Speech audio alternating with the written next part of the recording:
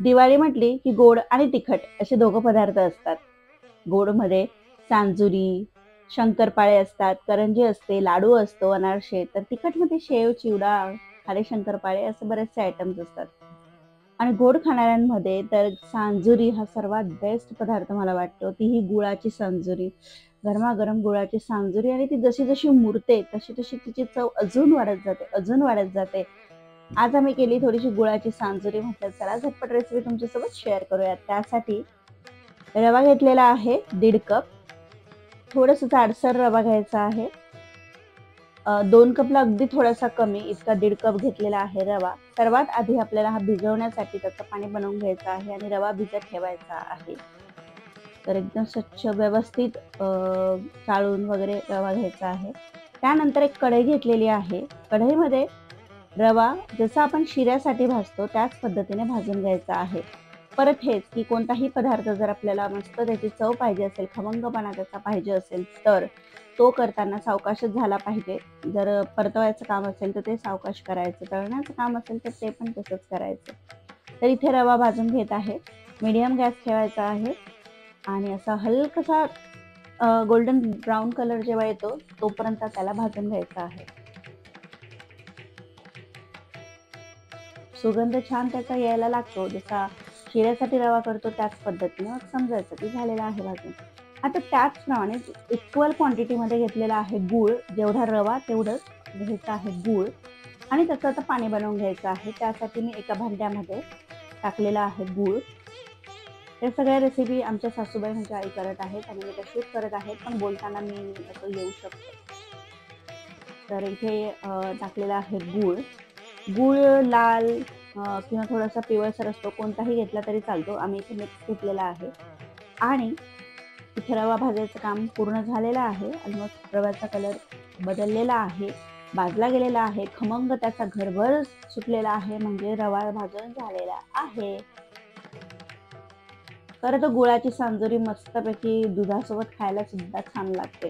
आणि सांजुरी अशी पाहिजे ना की सांजुरी म्हणा, करंजी म्हणा, असे जेव्हा आपण तळतो 2 दिवसांनी त्याची खडखड वाटायला नको, इतकी कोरडी व्हायला नको. तर ओलसरच मॉइस्ट असं तिचं सारण जे असतं ते लागायलाच पाहिजे.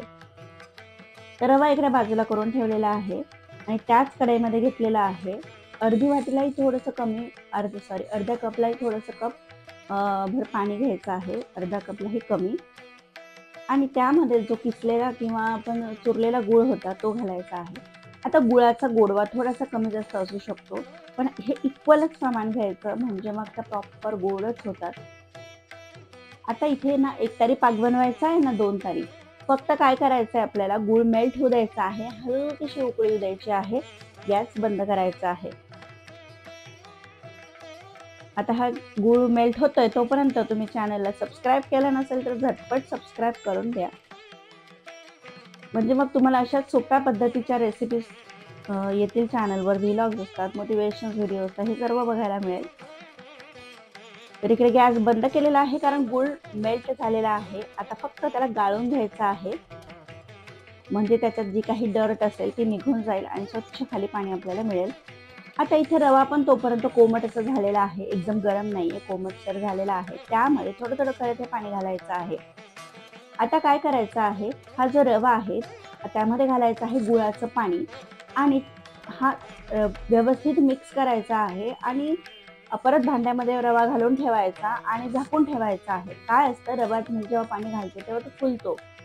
1-1.5 दिवस आम्ही छान त्याला फुलू दिलं होतं. मध्ये थोडंसं 2-3 चमचे अजून पाणी घातलं होतं, कारण रवा कोरडा वाटायला लागला की त्यामध्ये गुळाचं पाणी घालायचं आहे. आता जरी थोडासा ओलसर वाटत असला तरी सुद्धा जसं जसं तो पाणी ऍब्सॉर्ब करेल तसा तसा तो रवा हलकासा कोरडा होत जाणार आहे. तर हे करून आम्ही 1.5 दिवस ठेवलं होतं आणि त्यानंतर दुसऱ्या दिवशी संध्याकाळी आम्ही सांजुऱ्या लाटायला घेतल्या होत्या. म्हणजे रवा छान फुललेला असतो, त्यानंतर तो गोडवा त्यामध्ये उतरलेला असतो. अशी सांजुरी करायला खूप छान लागते आणि चव पण एकदम मस्त लागते. तर एवढंसं पाणी उरलेलं आहे ते काढून ठेवलं आहे. दुसऱ्या दिवशी ह्यामधलं 2 चमचे पाणी आम्ही घातलं होतं रव्यामध्ये. आणि ती क्लिप शूट करायची राहिली म्हणून मी तुम्हाला आत्ता सांगत आहे. तर हे बघा, 1.25 म्हणजे 1.5-2 दिवसानंतर असा छानपैकी रवा फुलून झालेला आहे. पाणी व्यवस्थित त्याने ॲब्सॉर्ब केलेलं आहे. जास्त पण असं ओलसर नाहीये. एवढंसं पाणी उरलेलं आहे. याच्या गोडदशम्या बनवून टाकायच्या. त्यानंतर आता ह्यामध्ये टाकायचा आहे वेलदोडा पावडर. कारण कोणताही गोडाचा पदार्थ असेल त्यामध्ये जोपर्यंत वेलदोडा, जायफळ टाकत नाही ना, तोपर्यंत त्याची चव एन्हान्स होत नाही. तर थोडंसं मोकळं-मोकळं करून घेतलेलं आहे मिश्रण आणि यामध्ये 1.5 चमचाभर टाकायची आहे बारीक वेलदोड्याची पूड आणि भाजलेलं खोबरं घालायचं आहे 2 चमचे आणि तुम्हाला जर आवडत असेल तर 1 चमचाभर भाजलेली खसखस सुद्धा यामध्ये घालायची आहे. खसखसची खरी चव एकदम छानच लागते आणि यामध्ये घातलेले आहे वेलची पावडर 2 चमचे आणि छोटा अर्धा 1 चमचाभर घातलेलं 1 चमचा घातलेलं आहे जायफळ किसून घातलेलं आहे. हे सगळं व्यवस्थित मिक्स करायचं आहे. तर इथे झालेलं आहे सारण सांजोरीसाठीचं तयार. आता तयारी सुरू करायची आहे ती म्हणजे वरच्या तिच्या पारीची म्हणजे जी आपण वरची तिची पुरी लाटतो आणि त्यामध्ये ते सारण भरतो त्याची. तर ते कसं करायचं ते पुढे व्हिडिओमध्ये दाखवतेच. पण अजूनही चॅनलला सबस्क्राईब केलं नसेल तर प्लीज चॅनलला सबस्क्राईब करा. तर आता हे सारण बाजूला ठेवूयात आणि परातीमध्ये इथं घेतलेला आहे मैदा. मैदा सुद्धा गाळून घ्यायचा आहे. 2 कप घेतलेला आहे मैदा. त्यामध्ये चवीनुसार घालायचं आहे मीठ. मीठ घातलं की गोडाच्या पदार्थाची चव एन्हान्स होते, वाढते आणि चमचाभर टाकलेला आहे बारीक रवा. बारीक रवा का टाकला? मैदा आहे. असं थोडंसं खुसखुशीत व्हायला पाहिजे ना सांजोरी. त्यामुळे घातलेला आहे रवा. आणि आता यामध्ये गरम केलेलं घालायचं आहे साजूक तूप. 3 ते 4 चमचे घालायचं आहे आणि एकत्र करायचं आहे. असं पहिल्यांदा नुसतं हाताने ते मळून घ्यायचं आहे. तुपासोबत ते पीठ एकजीव करायचं आहे. त्यानंतर मग पाणी घालून त्याचा गोळा बनवायचा आहे.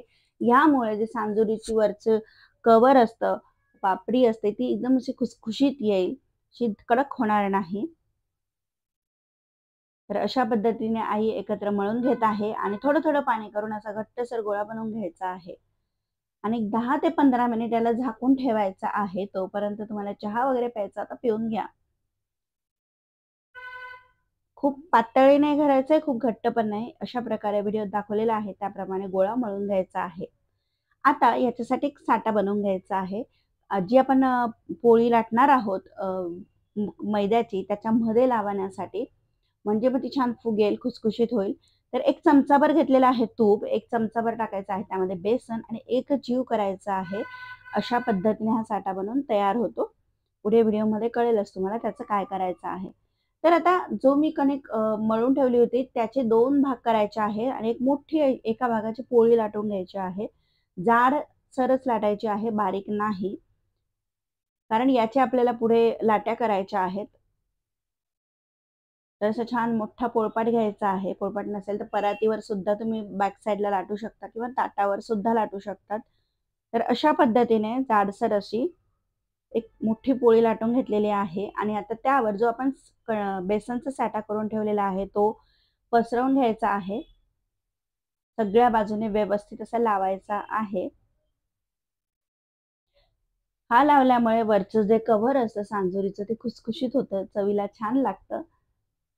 आणि अशा पद्धतीने व्हिडिओमध्ये बघताय त्या पद्धतीने गोल करायचा आहे. हलकासा लांब-लांब करायचा आहे हाताने दाबून.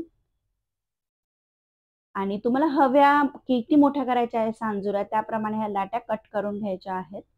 सुरीच्या मदतीने कट केला तरी सुद्धा चालेल किंवा कटरच्या मदतीने केल्या तरी सुद्धा चालेल. तर इतक्या लाट्या झालेल्या आहेत एका गोळ्याच्या, अजून दुसरा बाकी आहे. तर अशा पद्धतीने लाटी ठेवायची आहे, उभी नाही, आडवी ठेवायची आहे आणि मग त्याची सांजोरीची पुरी लाटायला घ्यायची आहे. उभी ठेवायची नाही, नाहीतर ती बसकी होते. तर अशा पद्धतीने लाटून घ्यायच्या आहेत. आता जर तुमच्याकडे घरामध्ये मदतीला असतील तर त्यांना सांगायचं की एकाने सांजोरीचं पुऱ्या लाटून द्या, एकाने भरा आणि एकाने तळा. म्हणजे कसं काम सोपं होतं आणि झटपट सुद्धा होतं. तर आता मी आणि आई इथे सांजोऱ्या करून घेत आहोत. सुरुवातीला व्हिडिओसाठी त्यांनी लाटून दाखवल्या. मग मी आणि त्यांनी दोघं मिळून लाटल्या, त्यांनी पटापट भरल्या. तर 2 पुऱ्या पातळ अशा लाटायच्या आहेत आणि त्यानंतर मध्यभागी मस्तपैकी सारण घालायचं आहे. पसरवून घ्यायचं थोडं-थोडं आणि बॉर्डरला दूध लावायचं आहे. थोडंसं हातामध्ये बोटाला दूध लावायचं आणि ते पसरवून घ्यायचं आहे आणि वरून दुसरी पुरी आपल्याला चिटकवून घ्यायची आहे. आता दूध लावल्यामुळे सांजोरी अशी फाटत नाही, बॉर्डरला लीक होत नाही आणि त्याच्यामुळे तेलात टाकल्यावर सुद्धा ती जशीच्या तशी राहते. नाहीतर फुटलं तर ते तेल खराब होतं आणि सांजोरी तर खराब होतेच. त्यानंतर बाजूने अशी मस्तपैकी कट करून घ्यायची आहे बॉर्डर आणि कट करताना एकदम पण सारणच्या जवळ कट करायचं नाही, नाहीतर ती फाटेल. थोडंसं डिस्टन्स ठेवून बाजूला करायची आहे आणि तळल्यावर सारण सगळीकडे व्यवस्थित पसरतंच आणि जेव्हा आपण या सांजोऱ्या बनवतो तेव्हा अशा त्या झाकून ठेवायच्या आहेत आणि लगेचच तळायला घ्यायच्या नाही. लगेचच तळायला घेतल्या तर थोडेसे त्याच्यावर बबल येतात. म्हणून मग एखाद तासभर वाळू दिल्या, अर्धा तास, पाऊण तास तरी चालतात. पण आता आम्हाला व्हिडिओ करायचा होता म्हणून थोड्याशा झटपट कराव्या लागल्या. कारण मुलं शाळेत गेलेली आहे आणि त्या वेळात आम्हाला करायच्या आहेत या गोष्टी.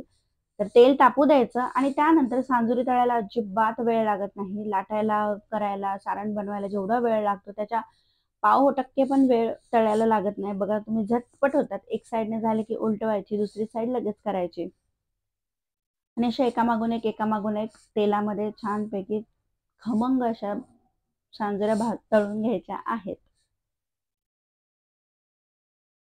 तुमच्याकडे दिवाळीला कोणते कोणते पदार्थ करतात? कमेंट करून नक्की सांगा.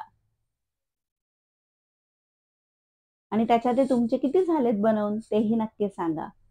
तुम्ही व्हिडिओ बघतात पण चॅनलला सबस्क्राईब करत नाही. व्हिडिओज बघतात पण व्हिडिओला कमेंट, लाईक काहीच करत नाही.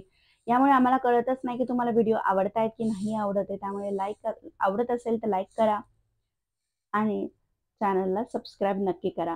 ही एक नम्र विनंती आहे. तर साधारण 18 एक सांजोऱ्या याच्या तयार झालेल्या आहेत. तुम्हाला एक फोडून दाखवते. आणि आता ही गरम आहे म्हणून, पण जसं-जसं ती थंड होते आणि मुरते ती, तर त्याची चव अजून एन्हान्स होते, छान लागते ती.